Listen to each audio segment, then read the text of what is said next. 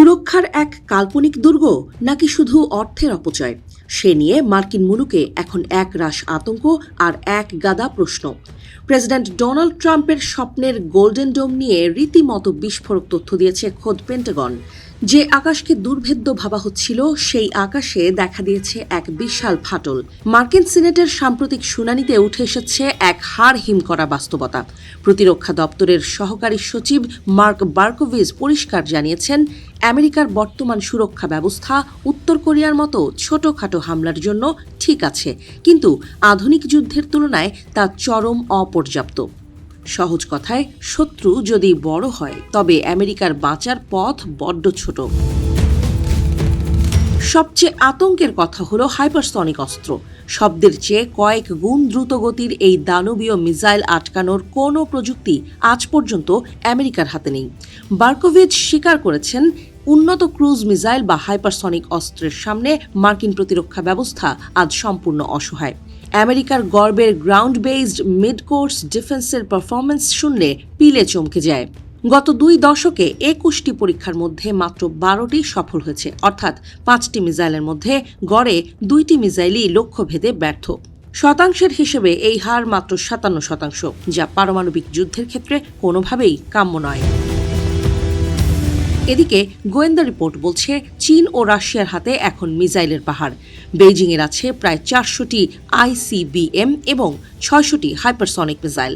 অন্যদিকে রাশিয়ার ভান্ডারেও কয়েকশো পারমাণবিক দানব প্রস্তুত।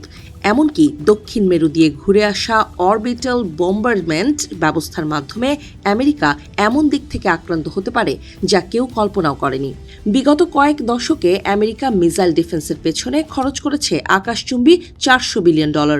কিন্তু ফল কি? আমেরিকান ফিজিক্যাল সোসাইটির রিপোর্ট বলছে, এত বিশাল খরচের পরও আধুনিক আন্তঃমহাদেশীয় মিসাইল ঠেকানোর মতো সক্ষমতা আমেরিকার নেই। যুদ্ধের ময়দানে ডামি বা নকল মিসাইল দিয়ে মার্কিন সেন্সরকে অনায়াসেই ধোঁকা দেওয়া সম্ভব। ট্রাম্পের প্রস্তাবিত গোল্ডেন ডোম প্রকল্পটি এখন অনেকেই দেখছেন একটি ফ্যান্টাসি হিসেবে। এই বিশাল জাল তৈরি করতে আনুমানিক প্রায় $3.6 ট্রিলিয়ন খরচ হবে। ভাবুন একবার, একটা গম্বুজ বানাতে কত কোটি কোটি টাকা খরচ হতে পারে। কিন্তু বিজ্ঞানীদের মতে বাস্তব দুনিয়ার পদার্থবিজ্ঞানে এর কোনো কার্যকারিতা নেই। বিশেষজ্ঞ জেফ হেইচেটের মতে, এই ব্যবস্থায় কোনো মিসাইল শনাক্ত করতে সময় লাগবে 75 সেকেন্ড, আর পাল্টা আঘাত করার জন্য হাতে সময় থাকবে মাত্র 25 থেকে 35 সেকেন্ড। 1 মিনিটেরও কম সময়ে কোটি কোটি মানুষের ভাগ্য নির্ধারণ করা কি আদৌ সম্ভব? বিজ্ঞান বলছে, এই অঙ্কের হিসাব মেলানো প্রায় অসম্ভব।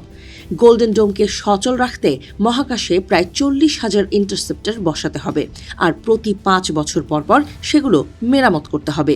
এই কর্মযজ্ঞ শুধু ব্যয়বহুলই নয়, বরং মহাকাশকে এক বিশাল আবর্জনার ভাগাড়ে পরিণত করবে। অনেকে বলছেন, আমেরিকা শুধু টাকার জোরে নিরাপত্তা কিনতে চাইছে, কিন্তু প্রযুক্তি তার সাথে তাল মেলাতে পারছে না। তবে কি সব শেষ? প্রতিরক্ষা বিশেষজ্ঞ কারি বিঙ্গেন কিন্তু অন্য কথা বলছেন। তার মতে, গোল্ডেন ডোম মানেই যে 100% সুরক্ষা তা নয়। এটি শত্রুর মনে ভয় জাগানোর একটা কৌশল মাত্র। যদি এই সিস্টেম অন্তত 10% ক্ষতিও কমাতে পারে, তবে সেটাই হবে আমেরিকার বড় বিজয়। এটি মূলত শত্রুর হামলার খরচ বাড়িয়ে দেওয়ার এক চাল। তাহলে কি সুপার পাওয়ার আমেরিকা এখন কাচের ঘরে বাস করছে? ইরান যুদ্ধের অভিজ্ঞতা থেকে দেখা গেছে, ঝাঁকে ঝাঁকে আসা ড্রোন আর সস্তা মিসাইল দিয়ে কোটি কোটি টাকার সুরক্ষা ব্যবস্থাকে চাইলেই অচল করে দেয়া সম্ভব। বর্তমান যুগের যুদ্ধ শুধু শক্তির নয়, বরং গণিত ও পদার্থবিজ্ঞানের।